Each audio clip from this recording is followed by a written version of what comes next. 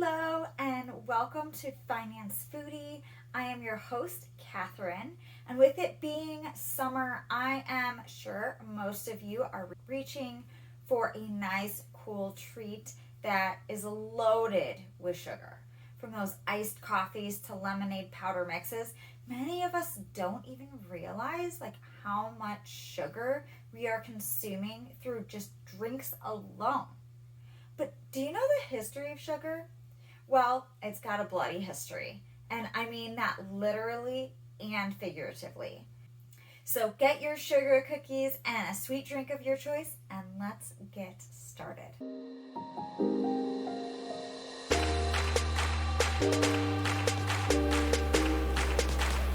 So sugar has been a vital part of the human diet for thousands of years. And its history has had a complex impact on the world. Sugar's history can be divided into multiple phases. First, there was domestication, where the indigenous people of New Guinea may have first cultivated sugar in around 8000 BCE. And the seaborne traders spread cultivation practices to Southeast Asia, China, and India. In tropical India and Southeast Asia, the plant was domesticated around 4000 BC. And then there's the early production, because sugar was first refined in India. The first description of a sugar mill is found in an Indian text from 100 AD. And in India, peasants learned to boil cane juice into raw sweet mass over 2,000 years ago. And the first chemically refined sugar appeared around 2,500 years ago. The technique spread west to Persia and the early Islamic world and east to China, eventually reaching the Mediterranean in the 13th century. And during the Middle Ages, sugar was considered a rare and expensive spice. Across Asia, long caravans crossed the deserts loaded with sugar and other spices and precious metals. Europe was entirely marginal to this history of sugar. That all changed after the 15th century, when sugar gradually became a part of the urban consumption in Western Europe. So by 1500, demand in Europe outgrew production in the Mediterranean region, and it was not long before sugar production found another frontier, the Americas. So after Columbus stumbled into the Americas in 1492, he realized that the climate in the Caribbean was perfect for sugar. It was hot and humid. So Columbus actually brought the first sugar plants to the Americas on his return voyage in 1493. Well, not long after, Columbus's son Diego set up the first sugar plantation in the New World, in Jamaica. So like father, like son, apparently. After that, sugar became a major driver of colonization, right up there with gold and silver. Merchants, in fact, called sugar white gold. But sugar also fueled slavery, from Brazil up to Louisiana. And at first, European colonizers enslaved American Indians to toil on plantations because they were there, and the colonists didn't respect them anyway.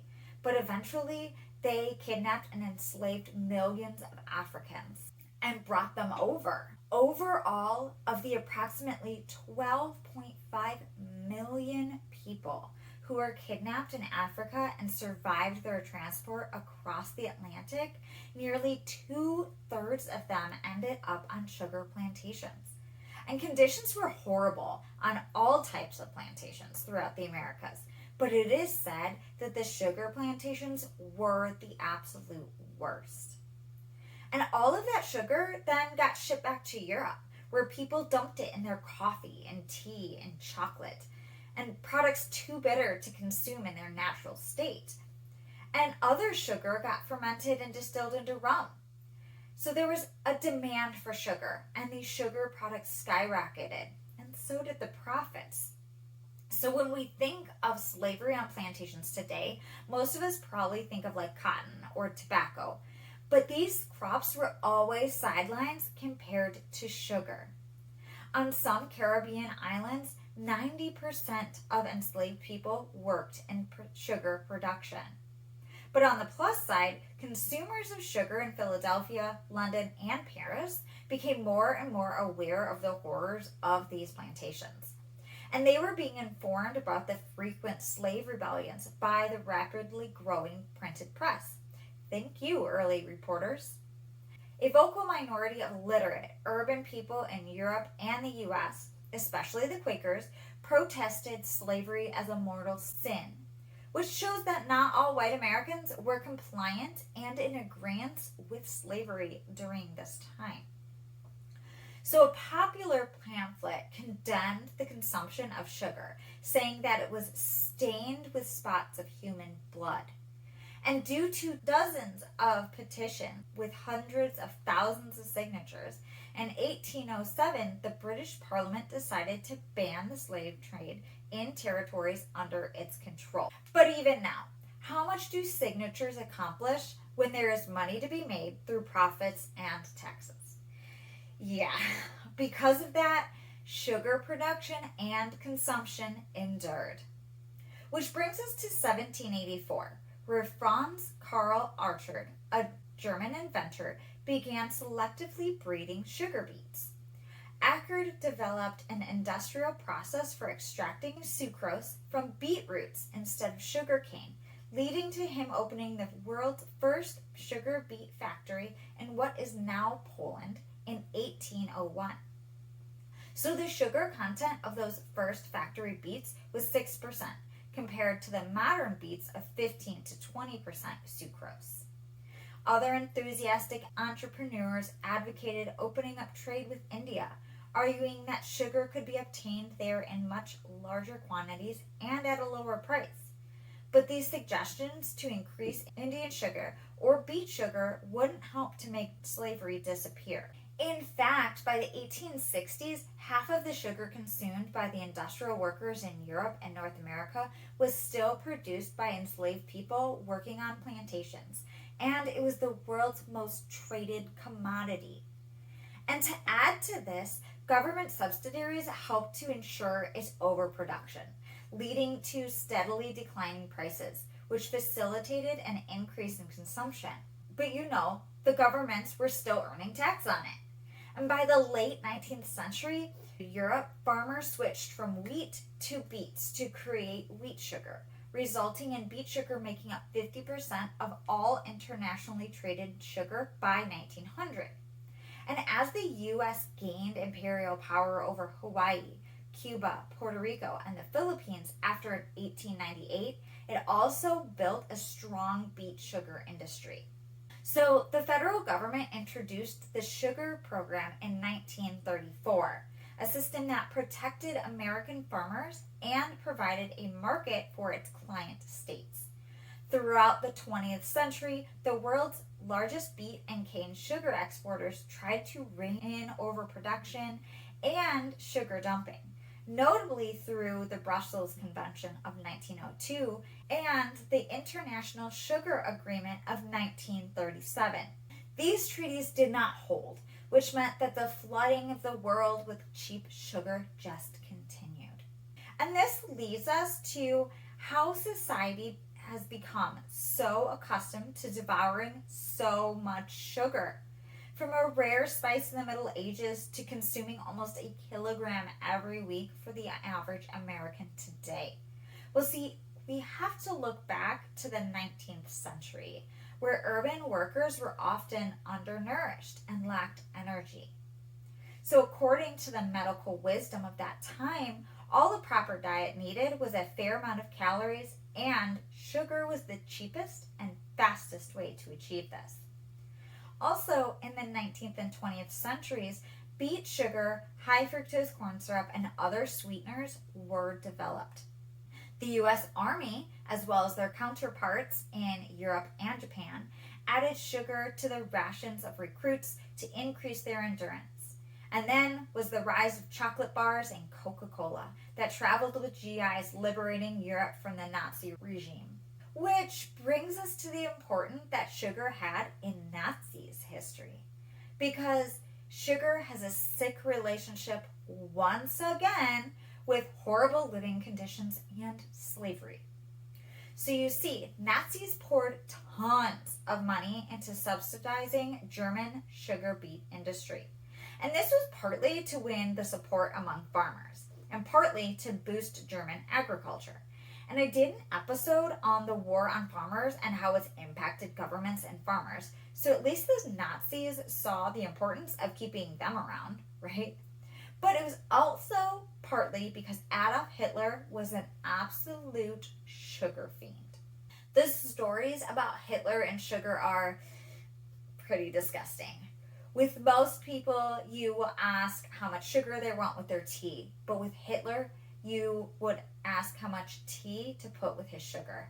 It is said that he'd fill the whole teacup with sugar and then add just enough tea to make it a brown-gray sludge.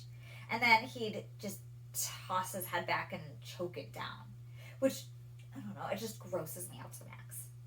So I guess that was the only way that anyone could identify this man as sweet. But on top of that, Hitler gorged on cream pies all the time. He ate 2 full pounds of chocolates or pralines each day. He even dumped sugar into his wine, which is sacrilege in my opinion, but okay. And in his last pathetic days in a bunker in Berlin, though several of his teeth were rotting out, which, good, I feel that's pretty deserved considering his crimes, he was still mashing pieces of cake into tiny crumbs and then gumming them down to get his sugar fix. And that is pretty gross. But there is more to the chilling side of the Nazi obsession with sugar. When you extract sugar from beets, certain side products are left over. And one of those products is a slimy goop called schlempe. Now, schlempe wasn't too remarkable by itself, but if you heated it in a closed vessel, you could produce cyanide. And it just so happened that the Nazis were in the market for cyanide in the early 1940s, and that's because cyanide was the basis of Zyklon B, the gas used in the death chambers of the Holocaust. So, sugar industry was a vital in the Nazi death machine, and considering how much sugar Hitler was consuming, he did his part to contribute this way too, which is pretty gross. And even before Hitler's reign, the medical profession already guessed a significant correlation between sugar, obesity, and what's now known as type 2 diabetes. The first low-carb, non-sugar diet was published by Britain's William Bantinging in the 1860s and achieved wide popularity. But his work was almost forgotten in subsequent decades. And for decades now, governments have warned us that saturated fat is the real enemy of our diets. So this demonization of fat began with a famous study from the mid-1900s that seemed to show a correlation between saturated fat and heart disease. The more fat people ate, the worse their heart looked. However, our bodies are much more complex. We ingest and transform it. And scientists now know that one of the key transformations takes place inside the liver, where sugars get alchemized into fat. And we can see glimpses of this alchemy in other animals. Starches and cellulose are also sugars in more complex forms. And think about what cows and pigs eat, grasses, grains, and so on. But we never see a skinny pig. Similarly, cows eat virtually no fat, and yet have no trouble packing on pounds because their livers naturally convert starch and cellulose into fat. So the bottom line is that with mammals, it is not simply fat in, fat out. Inside our livers, it's more like sugar in and fat out. But what about that famous study that shows the links between heart disease and fat intake? Well, in retrospect, it has some flaws. The study looked at the diets of people in 7 countries, but it missed countries like France, where people consume large amounts of fat but have low rates of heart trouble. So again, fat in, fat out does not hold up, which might I say is good for all those croissant lovers like myself. Like, bring on the butter. Plus, an Italian scientist later scrutinized the study's raw data. And while there was a correlation between heart disease and eating fat in certain countries, he found a stronger correlation between heart disease and consuming sugar. And it's the same for diabetes. Several studies show that sugar can cause insulin resistance, which can lead to diabetes. Obesity is a major risk factor for diabetes, and sugar correlates strongly with obesity.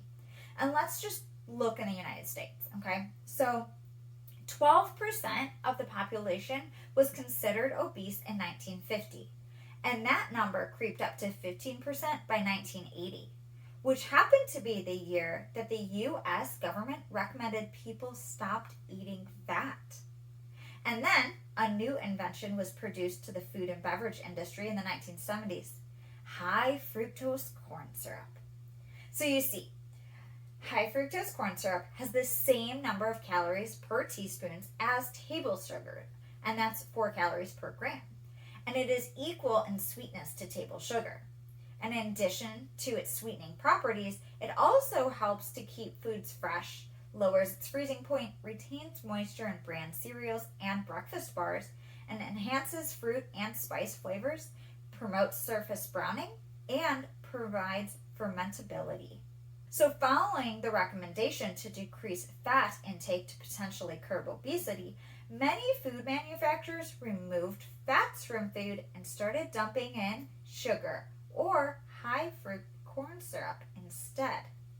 And after that, obesity rates exploded.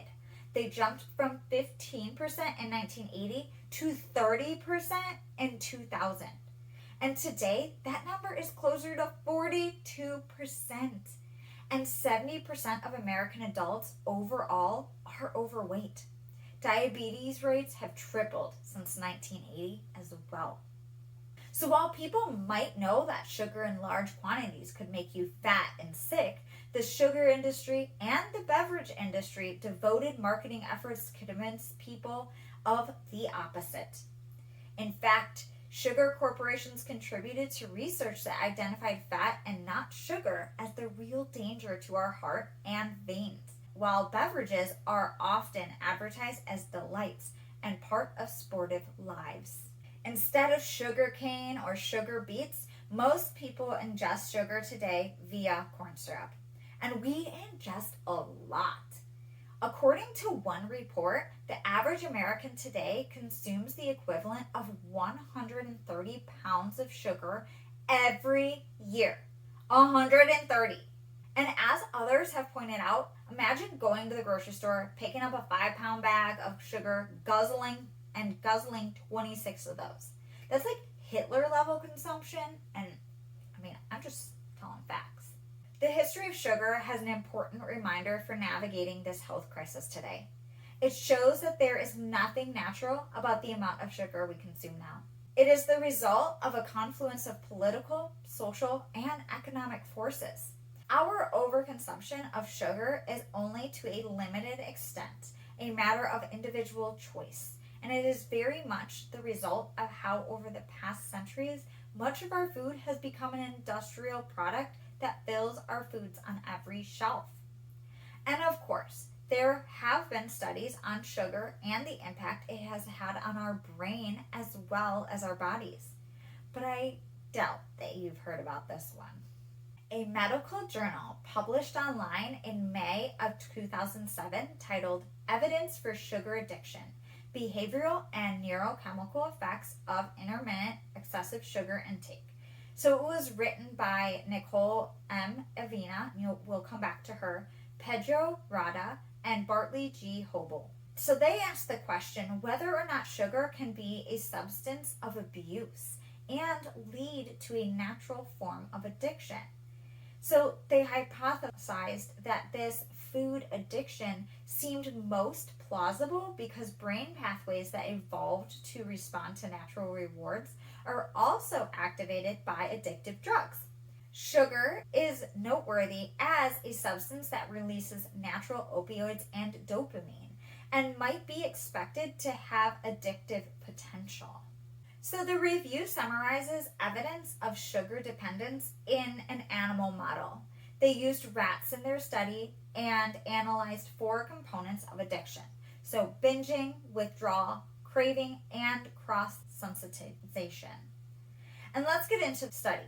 So rats were not given food daily for 12 hours. And then after a delay of 4 hours into their normal active period, they were given 12 hours access to a sugar solution and chow.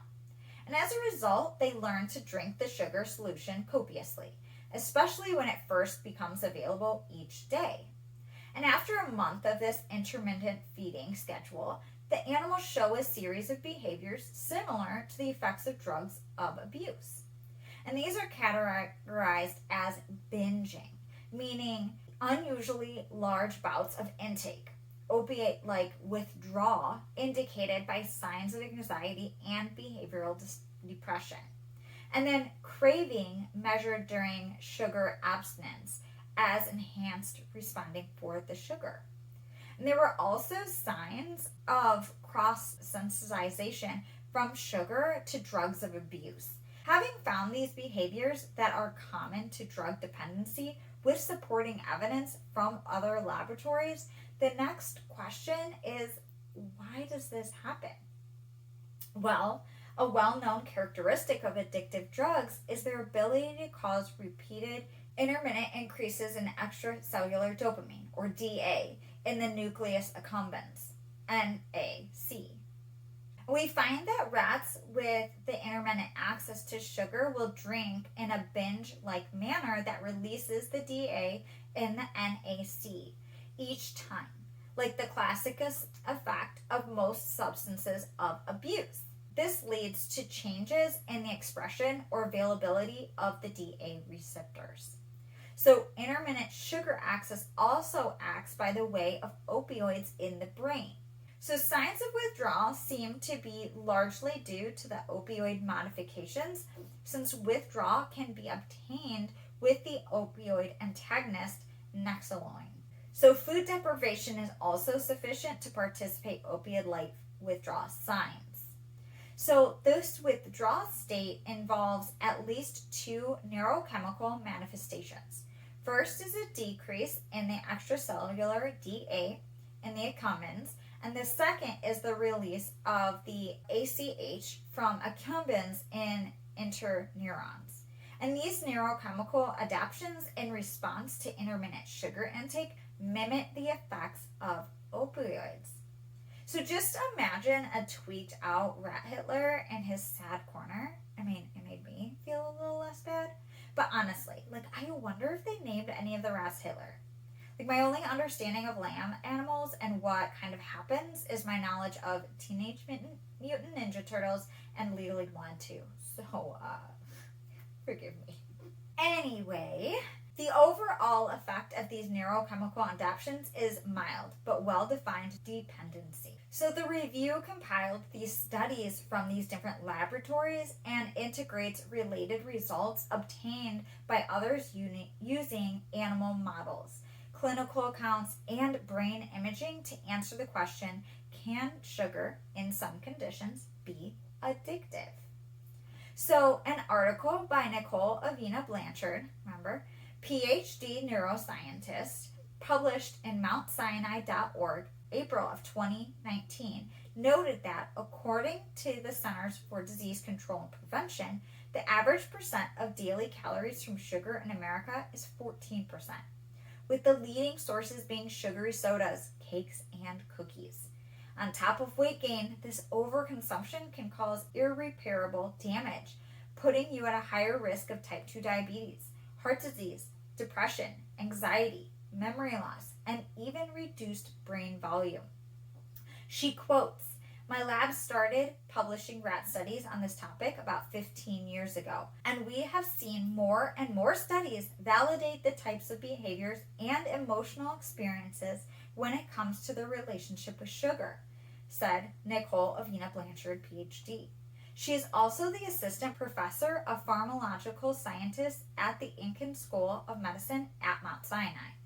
And she goes on to say that Our studies show that there are neurochemical changes in the brain that occur when we overeat sugar and that are similar to what is seen with addictions to drugs like alcohol or morphine. So, throughout the history, sugar has been used as medicine, a symbol of royalty, and an instrument of disease, addiction, and oppression. Its history is intertwined with the history of slavery in the Americas, and the desire for sugar has influenced both slavery and the Holocaust. So, are we still giving in to the addiction through what we purchase? Well, see, the amount of sugar in prepackaged foods can vary widely depending on the type of food, the brand, and the specific product. Sugar content is typically listed in the nutrition facts label on the packaging, and it's expressed in grams. And so, while this is important to carefully read these labels to be aware of the sugar content in the products you consume, most don't know what they mean. And as a reminder, we should only be consuming up to 26 grams for women and 35 grams of sugar for men per day. So how do our common foods stack up? Well, see, here are some examples of sugar content in various pre-packaged foods. I'm going to start with the first one, breakfast cereals. Oh my gosh, so many breakfast cereals, especially those marketed to kids, can contain a significant amount of added sugars. And some of the popular brands may have anywhere from 10 to 20 grams or more per serving, which is almost your complete daily value. And then there's yogurt. So flavored yogurts often have added sugars to enhance taste. And some individual serving containers can have 15 grams or more of sugar. So choosing plain or Greek yogurt and adding your own fruit can help to reduce the sugar intake. Then there's snack bars. So like granola bars, energy bars, and other snack bars can vary widely in sugar content. And some may contain 10 to 20 grams of sugar or more per bar, just like what the U.S. military did with padding their MREs for their soldiers. Then, sodas and fruit drinks. So regular sodas are high in sugar, typically containing around 30 to 40 grams or more per 12-ounce can. Fruit drinks and flavored beverages can also be high in added sugars. And then there's sauces and condiments. Some condiments and sauces, such as ketchup, barbecue sauce, and salad dressing, can contain added sugars. And it is important to check your labels as sugar content might vary. Then there's canned and packaged soups. And these may contain added sugars for flavor enhancement. So always check the label for sugar content and choose lower sugar options when you can. Then there's the big one, frozen dinners. Oh my gosh, so frozen meals can sometimes have added sugars, especially in sauces or marinades. So checking these nutrition labels can help you make an informed choice when you go to feed your family. Then there's baked goods like cookies, cakes, and other baked goods that we expect to have added sugars for sweetness. And the sugar content is going to vary widely depending on the product and the brand and what it is. So to make healthier choices and to manage your sugar intake, it's always going to be recommended to read the nutrition fact labels to identify the total sugar content per serving, to be aware of the different names for added sugars, such as sucrose, high fructose corn syrup, and various other syrup forms. So to choose whole, minimally processed foods and cook from scratch when possible to have better control over your ingredients. Also, keep in mind that dietary guidelines often recommend limiting added sugar intake for overall health.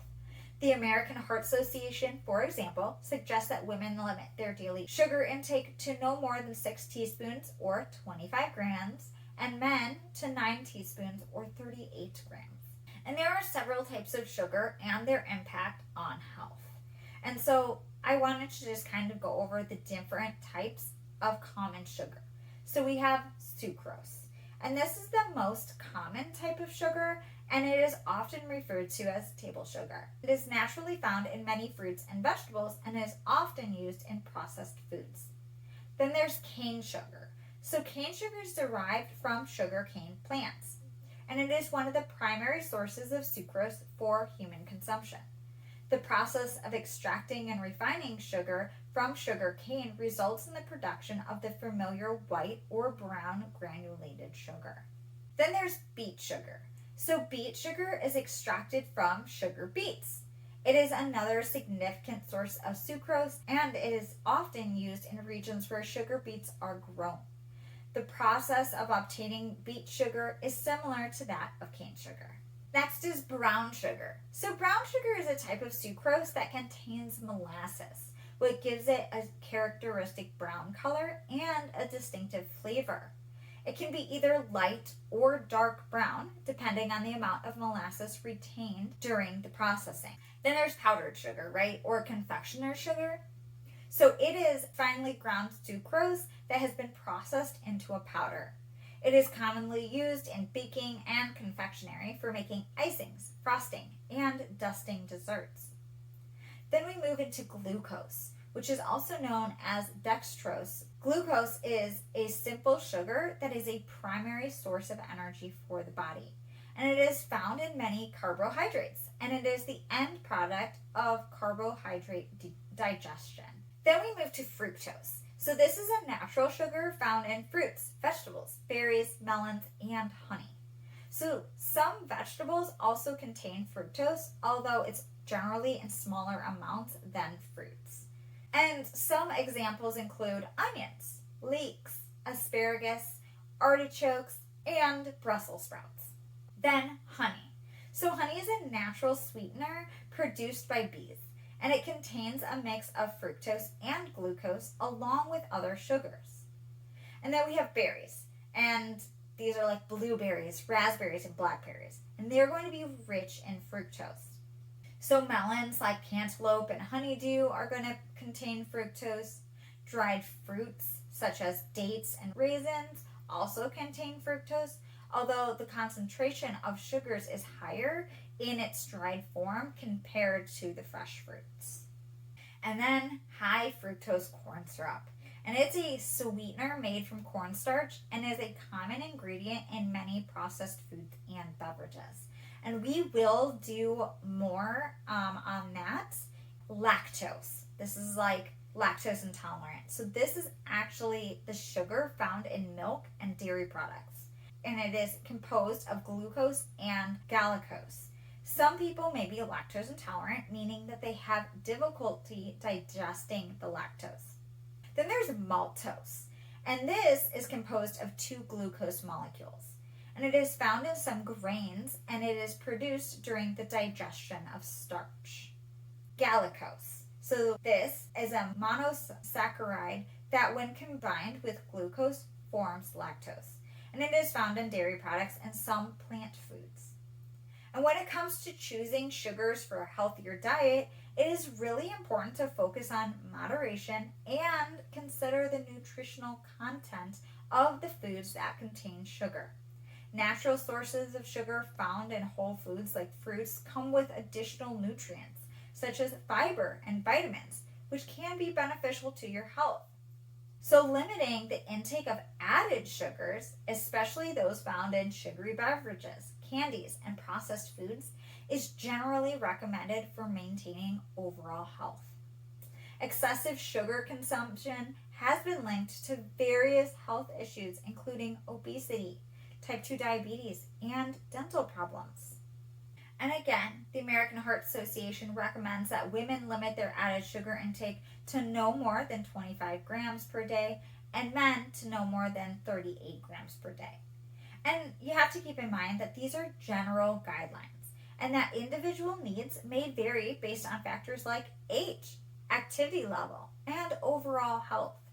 So it's always great to consult with your healthcare professional or a registered dietitian for personalized advice based on your specific needs and health status, especially if you are diabetic or pre-diabetic or even just looking to lose weight.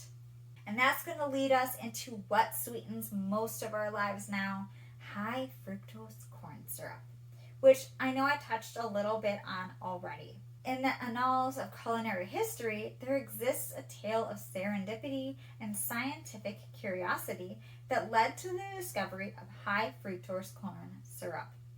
And our journey begins at the heart of the American Midwest. During the mid 20th century, a time when the nation's agricultural prowess was thriving and innovations in food science were beginning to stir.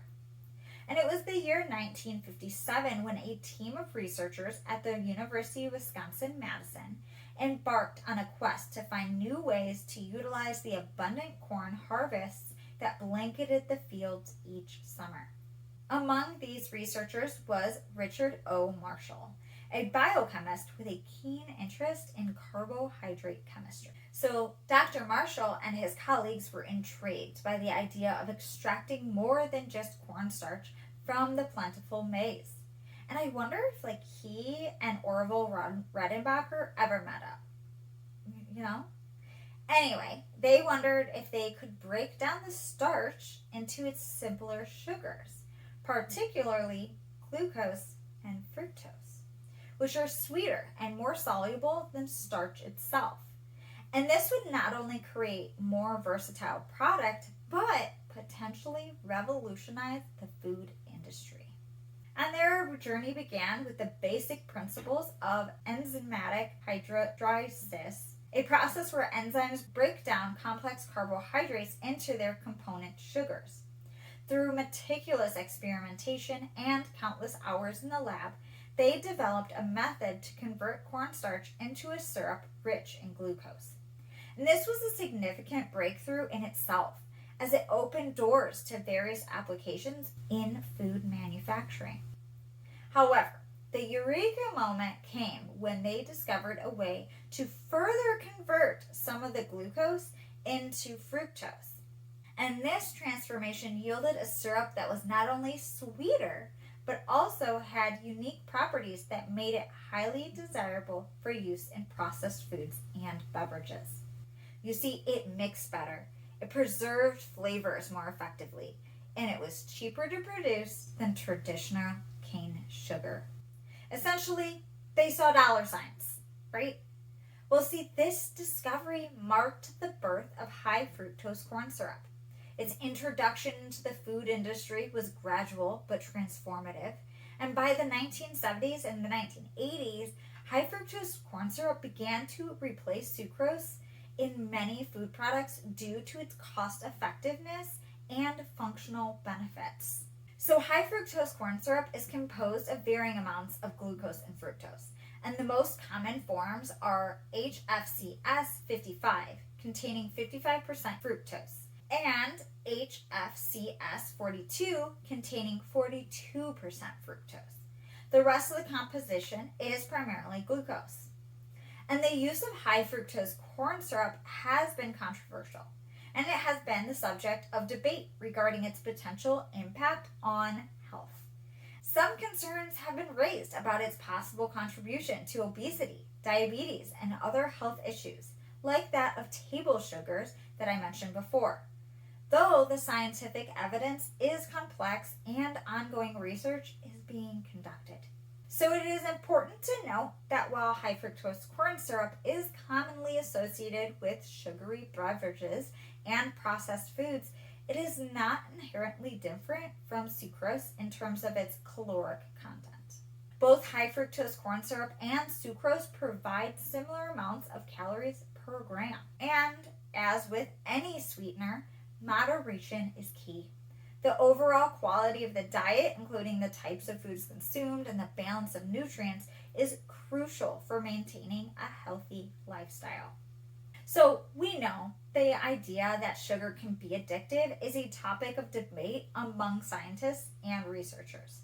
While there is evidence to suggest that consuming sugar can activate certain reward pathways in the brain, similar to substances that are known to be addictive, the concept of sugar addiction is not universally accepted in the scientific community. But there are some points to consider, because there's the brain response. There have been some studies using brain imaging that have shown that the consumption of sugar can lead to the release of dopamine, a neurotransmitter associated with reward and pleasure. And this response is similar to what occurs with substances that we know are addictive. And then there's the withdrawal symptoms, because some animal studies that I had mentioned before suggested that the abrupt end of sugar consumption can lead to behavioral and neurochemical changes that are consistent with withdrawal. Then there's the behavioral patterns. Some people exhibit behaviors related to sugar consumption that resemble addictive patterns, such as cravings, loss of control, and continued use despite negative consequences. However, these behaviors alone are not necessarily established sugar as an addictive substance. But I do want you to think back to Hitler. I mean, he was consuming a lot of this stuff and he wasn't making some very good choices. There's not a consensus in the scientific community regarding the classification of sugar as addictive. And some researchers argue that the evidence is not strong enough to support the idea of sugar addiction. And factors such as cultural, psychological, and environmental influences may play significant roles in eating behavior. And it's important to note that the term addiction has specific clinical criteria and is formally recognized for substances like drugs and alcohol. While some people may struggle with controlling their sugar intake, it does not meet the criteria for addiction in the same way as substances with well-established addictive properties. In fact, it is actually more accepted in the medical community to have a food addiction than it is to have a sugar addiction. The relationship between sugar and addiction is complex and an evolving area of research. Individual responses to sugar can vary, and factors beyond the substance itself, such as behavioral and environmental factors, also play really significant roles in eating habits. However, in an article published by AMA Morning Rounds in May of 2024 that highlighted some behaviors that we should be aware of. The article titled, "Children Take in 22% of daily sugar intake, 20% of calories within the hour after childcare pickup." So the article reports, quote, "Kids eat fewer healthy foods and take in 22% of their day's added sugar intake in the single hour after they're picked up from childcare." And this is what a recent study found. And this is according to the research published in the Journal of Children's Healthcare. And it also stated that, quote, "Children ate fewer servings of dairy and vegetables in the hours before and after childcare pickup and drop-off, and more added sugar and snack foods. Scientifically, in the hour after pickup, children took on an average of 290.2 calories during that hour, 20% of their average daily caloric intake, and about 22% of the day's average intake of added sugar." And this really highlights the importance of having healthy snacks and breakfast items that are not filled with extra sugars and high fructose corn syrup. Like the article mentioned, children don't consume as many fruits and vegetables. They go for the foods that have added sugars.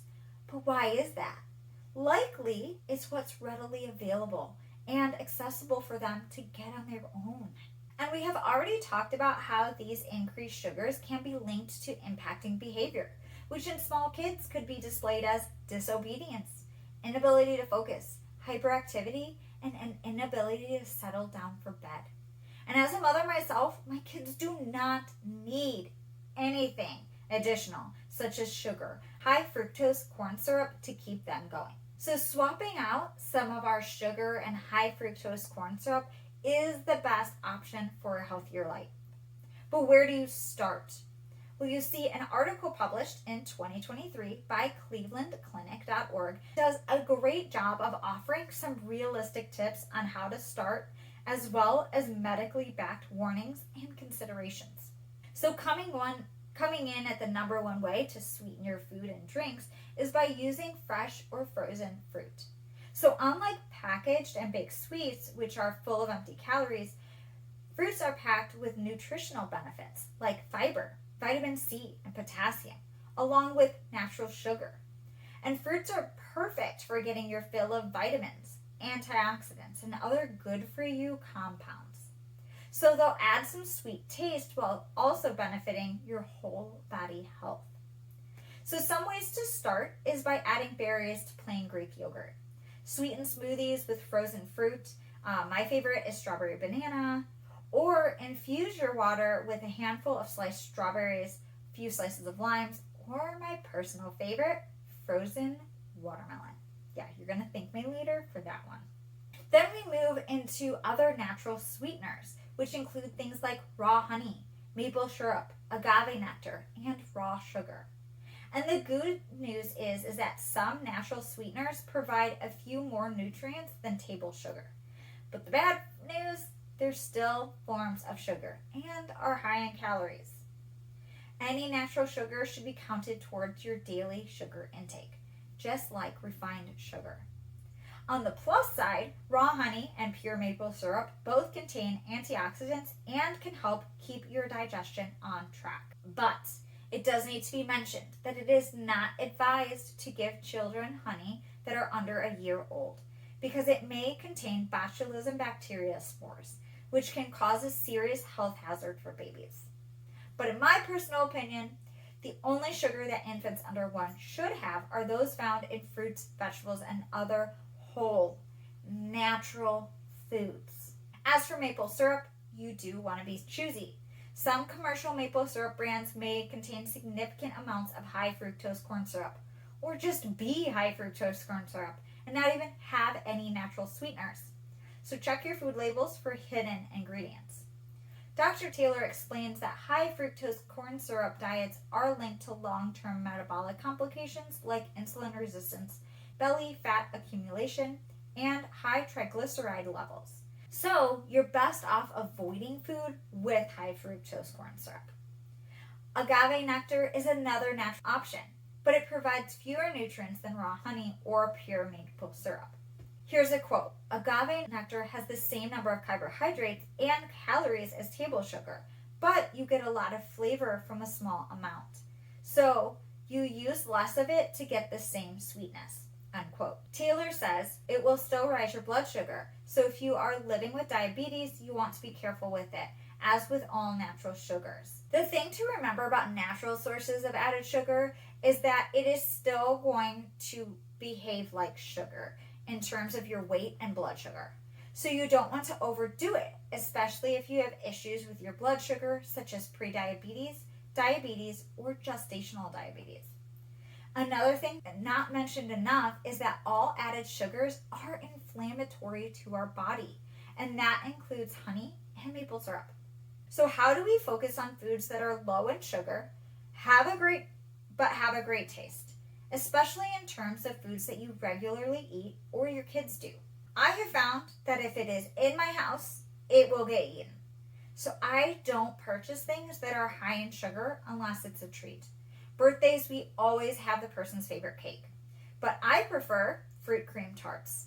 So for my birthday, we are slightly healthier. But I'll do my best to make my own treats because then I can adjust the added sugars. If you do a lot of pre-made meals from the fridge or freezer aisles, you will see that those have a lot of hidden sugars in them. So I'm Italian, and I have no idea why there is as much sugar in jarred pasta sauce as there is. Like, we use sweet Roma tomatoes to make our sauce, so we never need to add sugar to it.